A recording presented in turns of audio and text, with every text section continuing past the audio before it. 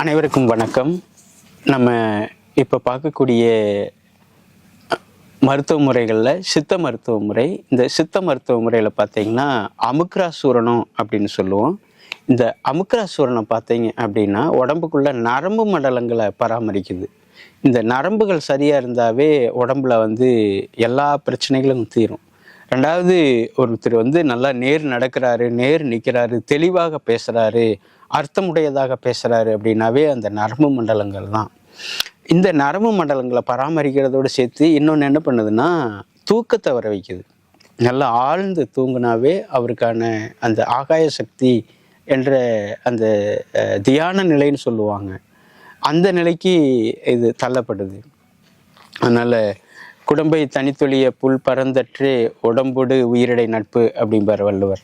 அந்த ஒரு இறந்து போன நிலைக்கு கூட நம்ம அந்த ஆழ்ந்த தூக்கத்துக்கு போகணும். அந்த ஆழ்ந்த தூக்கத்தில் தான் நமக்கு அத்தனையும் புதுப்பிக்குது. அதுக்கு இது பயன்படுது.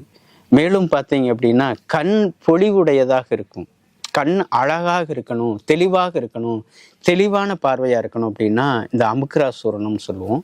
இதை ஆயுர்வேதிக்லேயும் கொண்டு வர்றாங்க, அது லிக்விடாக கொண்டு வர்றாங்க. இன்னொன்று பார்த்தீங்கன்னா ஹோமியோபதியில் அஸ்வகந்தா அப்படின்னு கொடுக்குறாங்க.